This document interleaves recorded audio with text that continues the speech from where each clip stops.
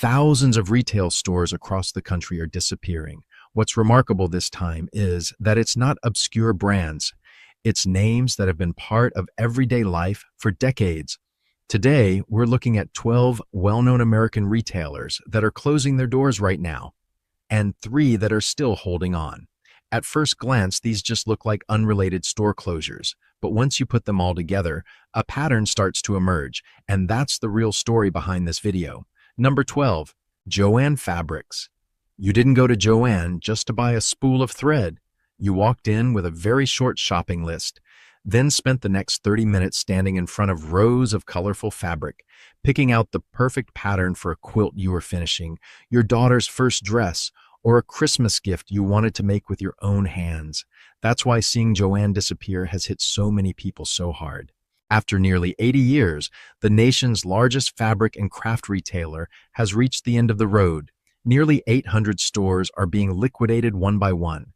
2 bankruptcy filings in less than 2 years brought down a name that had survived recessions, outlasted big box retailers, and even made it through the early years of e-commerce.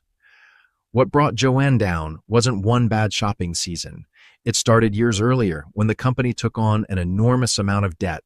Sales surged during the pandemic, but that only covered up the cracks for a while. Once life returned to normal, customer traffic dropped, but the debt never went away. And one by one, the stores began to disappear. What's most memorable is that after the closing announcement, very few people talked about bankruptcy or financial reports.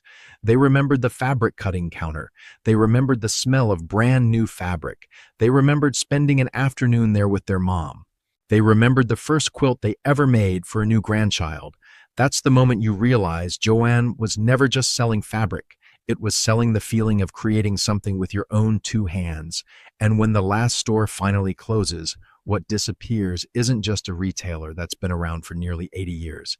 It's a place that quietly became part of millions of ordinary family stories. Number 11, Claire's. A lot of people don't remember where they bought their first piece of jewelry, but they remember exactly where they got their ears pierced for the first time.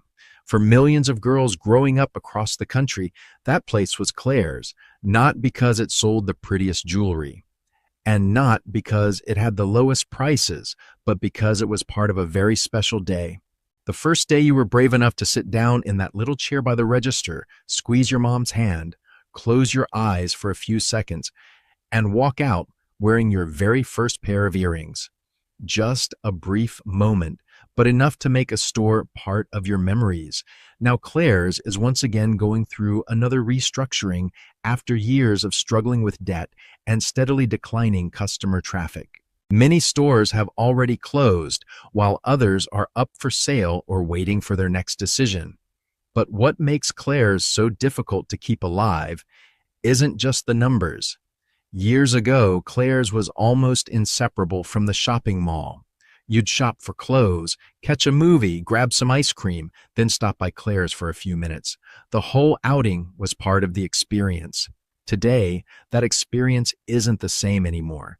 Many malls are much quieter than they used to be. The accessories people once bought on impulse now show up on a phone screen in seconds with hundreds of cheaper options. Claire's didn't lose its customers overnight. It slowly lost the reason for people to walk through its front door. And that's what makes Claire's story different from Joann's. Joann lost a creative community. Claire's lost the very place where so many first-time memories were made, moments that people still remember to this day. Number 10, GameStop Midnight. A line of people stretches outside a GameStop. Some brought folding chairs. Some were wearing shirts from the game they'd been waiting months to play. The clock strikes midnight, the doors swing open, and the whole line erupts in applause as the first game copies are handed to customers. That used to be the launch day for a major video game, and GameStop was always where that moment began. Today, that scene has almost disappeared. This year, GameStop continues to close hundreds of stores across the country, extending a downsizing effort that's been going on for years. Even the stores that remain have changed quickly. The shelves of video games keep getting smaller, while trading cards, collectible figures, and memorabilia take up more and more space. It's not because people stop playing games. If anything, the gaming industry is bigger than ever. What changed is how people buy them. A new game now takes just a few minutes to download directly from PlayStation, Xbox, or Steam. There's no drive to the store, no waiting in line, and no moment of holding that brand new game case in your hands before opening it right there in the parking lot, the way so many people used to. GameStop didn't lose customers because games disappeared. It lost the reason people had to walk through its doors. That's a huge difference.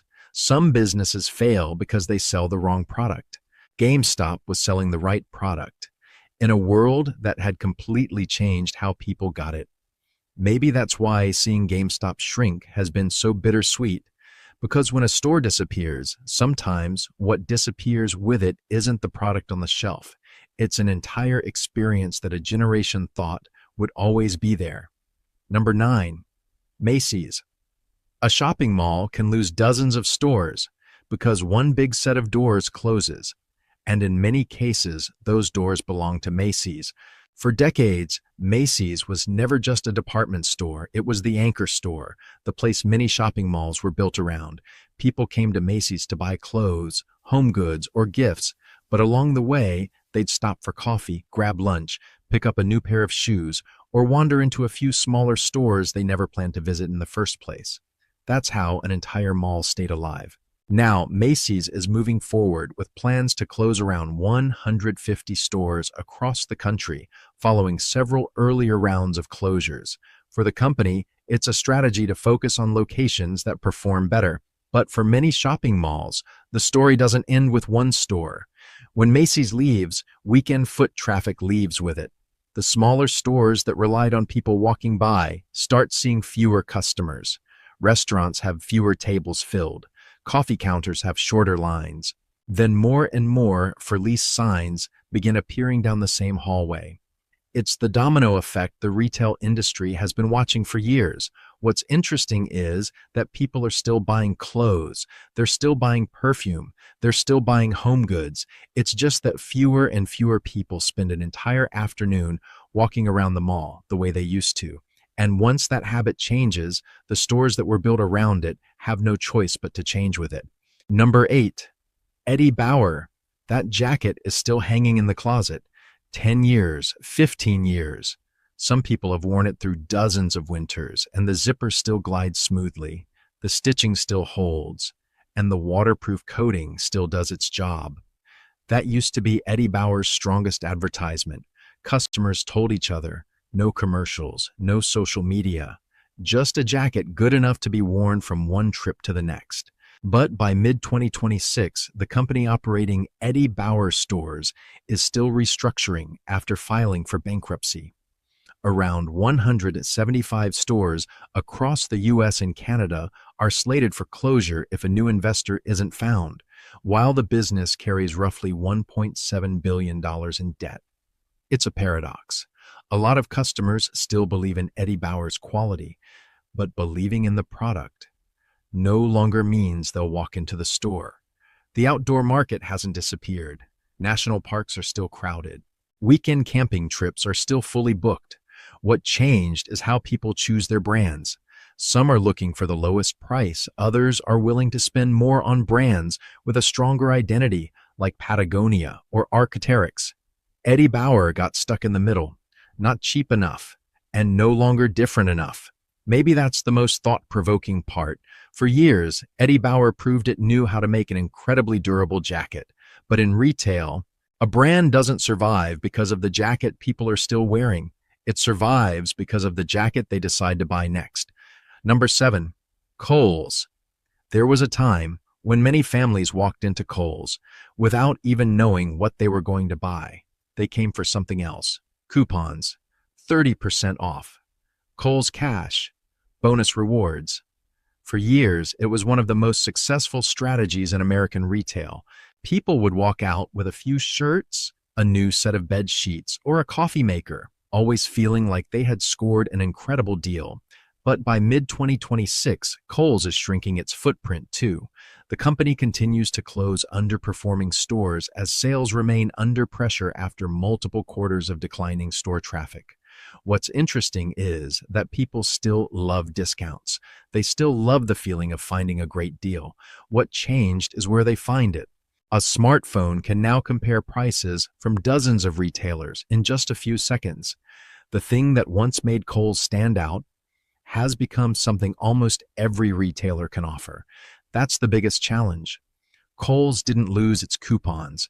It lost the feeling that this deal only exists here.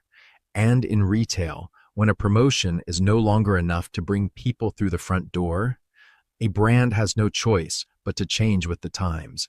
Number 6, Kroger. You can change where you buy your clothes. You can go years without setting foot in a shopping mall. But there's one place almost every family visits every week, the grocery store, and that's exactly why Kroger's decision to close around 60 supermarkets across the country means something very different. This is one of the largest grocery chains in the United States, where millions of families buy their milk, eggs, bread, and groceries for the week. So what's happening? A lot of people think it's simply inflation. In reality, the story is much bigger than that. After its nearly $25 billion merger with Albertsons was blocked, Kroger lost its chance to expand its scale and compete more effectively with Walmart and Costco. At the same time, labor, transportation, and insurance costs kept rising while shopping habits changed faster than ever. More and more families are splitting up their grocery lists. Meat at Costco, milk at Walmart, produce at Aldi, weekly deals at Kroger. They're no longer loyal to one grocery store. They're loyal to the lowest price. That's the real shift. Kroger isn't running out of customers. What it's losing are full shopping carts. When every grocery trip gets divided between 3 or 4 different stores, each retailer slowly ends up with a smaller share of the sale. It's the kind of change that's almost impossible to notice in a single week. But over time, it's enough to force an entire supermarket chain to shrink. Kroger's story makes one thing very clear. Even the stores that sell life's everyday essentials are no longer guaranteed to keep their place once the way families shop begins to change. Number 5, Walgreens. The doctor has already sent in your prescription. You drive to your usual pharmacy, just like you always do. But as you pull into the parking lot, the doors are locked. All that's left on the window is a small notice directing you to another store several miles away. That's a moment more and more people are just beginning to experience. After more than 124 years in business, Walgreens is moving forward with a plan to close around 1,200 stores across the country over the next several years. This year alone, nearly 100 more locations are shutting down as the company cuts underperforming stores. Unlike Joann or GameStop, Walgreens wasn't selling a hobby. It was selling something nobody wants to need. But almost everyone will sooner or later. What's interesting is that Walgreens isn't losing customers because people stop buying prescriptions. It's struggling because its business model is changing faster than ever. Many of the products that once generated healthy profits are now being bought at Walmart, Costco, or online for less. At the same time, every prescription brings in less profit than it used to, while operating costs continue to climb. One resident of Manhattan Beach, California, said there was a Walgreens on the corner near his home for more than 20 years. But in all that time, he only walked into the store twice. That's not an unusual story. It's Walgreens' biggest challenge.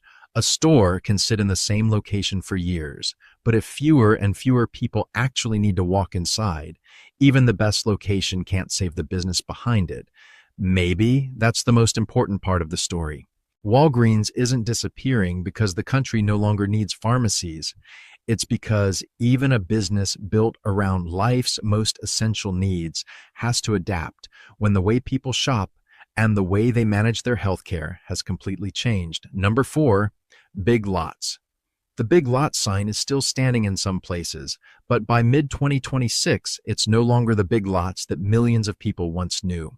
After bankruptcy and a massive wave of liquidation sales, only about 220 stores were taken over by variety wholesalers and reopened. Hundreds of other locations have either closed for good or changed hands. It's one of the biggest retail contractions the country has seen in recent years. What's interesting is that Big Lots never sold luxury goods. It sold sofas, Mattresses, home essentials, packaged food, the kinds of things families still need every day. What changed wasn't the demand. It was where people decided to spend their money. Walmart kept expanding its low-price selection. Costco continued drawing shoppers through its membership model. Dollar General kept opening hundreds of new stores. Even many of the buildings Big Lots left behind were quickly taken over by Aldi, Ollie's, or TJ Maxx. Big Lots didn't disappear because people stopped looking for bargains. Quite the opposite. Saving money has never been a bigger priority than it is today. What the company lost was the advantage that once made it different. When every competitor can sell for less, move faster, or offer greater convenience, low prices stop being an advantage. They become the minimum requirement just to stay in the game. That's what makes Big Lots' story so fascinating. In today's retail world, simply being cheap isn't enough anymore. Number 3, Dollar General. In many small towns across America, Dollar General used to be the only store still lit up after the nearest supermarket was dozens of miles away.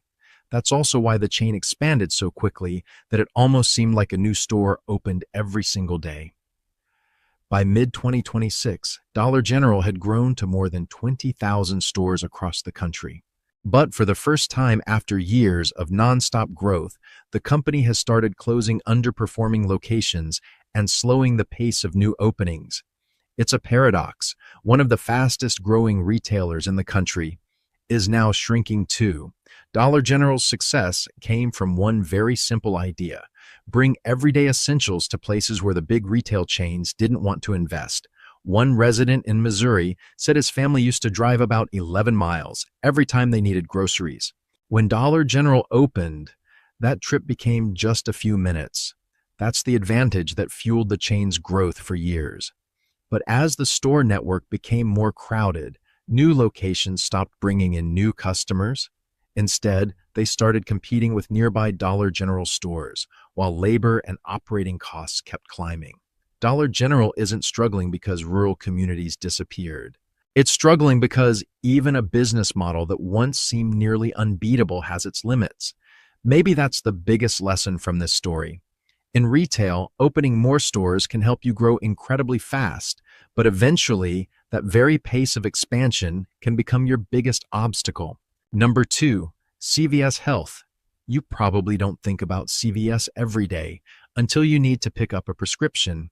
That's why CVS continuing to shrink its store footprint in mid-2026 is far more significant than the numbers in a financial report. After a multi-year restructuring plan, CVS has closed around 900 stores nationwide while maintaining a network of more than 9,000 remaining locations. Instead of expanding through more stores, the company is focusing on keeping the locations with the strongest customer traffic and the greatest demand for healthcare services. That's not the sign of a brand in decline. It's the sign of a business model that's reinventing itself. More prescriptions are being filled through the app. More customers are choosing home delivery. The in-store health clinics are becoming more important than the retail shelves themselves. CVS doesn't need as many stores as it once did. It needs more efficient ones. That's the biggest change. For decades, growth in retail almost always meant opening more locations. By 2026, even a chain with more than 9,000 stores is proving the opposite: fewer stores, better performance. That may very well be the direction the rest of the retail industry will have to face in the years ahead. Number 1, Party City. There's only one Halloween every year, but for decades, when that season arrived, millions of families knew exactly where they were going. Party City. From birthday balloons and graduation celebrations to Halloween, this chain once almost completely dominated a market with very little serious competition. At one point, Party City operated more than 850 stores across the United States and Canada, becoming almost synonymous with celebrations themselves. But by mid-2026, most of that network is gone. After 2 bankruptcy filings, the vast majority of its traditional stores have either closed or been liquidated. Many of those locations were quickly taken over by other retailers, bringing nearly 40 years of growth for a once dominant brand to an end. What's interesting is that the demand for celebrations never disappeared. Birthdays still happen. Halloween still comes every year. Graduation parties are still being held. What changed is where people buy those things: balloons, decorations, costumes. More and more of them are being ordered online or picked up during a regular shopping trip to Walmart, Target, or Costco. Party City didn't lose customers because people stopped celebrating. It lost the reason customers needed to make a special trip to its stores, and that may be the biggest shift the retail industry has seen in recent years. It's not that the products disappeared, it's that dedicated trips to a single store are slowly disappearing too. The 12 retail chains we've just looked at didn't fail for the same reason. Some were buried under debt, some were overtaken by changing shopping habits. Others simply couldn't keep up with the times. But through all of these changes, there are still three retailers that haven't just held on. They've continued to expand and attract more customers. What they're doing differently is the most interesting part of this story. Number 3, Walmart.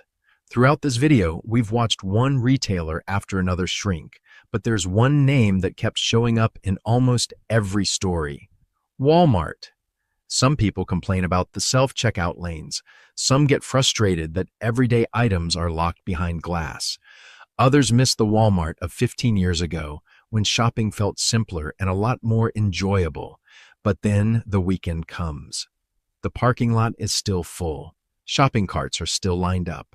And countless families are still walking through those same front doors. That's the biggest paradox in American retail. By mid-2026, Walmart still operates more than 4,600 stores, generates over $680 billion in annual revenue, and continues expanding same-day delivery, automating its supply chain, and growing Walmart Plus to keep customers inside its ecosystem. But technology isn't the biggest reason. The biggest reason is that Walmart understands something many other retailers have missed. As family budgets get tighter, low prices are no longer an advantage. They're the starting point. A lot of people no longer see Walmart as their favorite place to shop. They see it as the place they have to go. And not because every shopping trip is perfect, but because it's hard to find anywhere else where you can buy groceries, prescriptions, household essentials, and hundreds of other everyday items in a single trip at prices that help keep the monthly budget under control. Maybe that's the biggest difference. Throughout this list, we've seen many retailers trying to keep customers by holding on to what they used to do well. Walmart keeps customers by becoming a place that many families simply can't replace. Number 2, Aldi. Smaller parking lots, fewer employees, fewer products, yet every year, more people choose Aldi. By mid-2026, Aldi has surpassed 2,500 stores in the United States and remains the fastest-growing supermarket chain in the country. Following its acquisition of hundreds of Winn-Dixie and Harvey stores, Aldi continues opening new locations at a steady pace. What's interesting is that Aldi has never tried to become Walmart. A typical Aldi carries only about 1,800 to 2,000 products. A Walmart supercenter can carry well over 120,000. Customers grab their own carts, bring their own bags, bag their own groceries. In return, their grocery bill is usually lower. That's the model Aldi has followed for years: cut almost every unnecessary cost to keep prices as low as possible. While many retailers compete on convenience, Aldi competes on discipline: fewer choices, fewer services. But for many families, only one thing really matters: walking out of the store with a lower grocery bill than last week. Maybe that's why Aldi continues to expand, while so many other retailers are being forced to shrink. Number 1, Costco.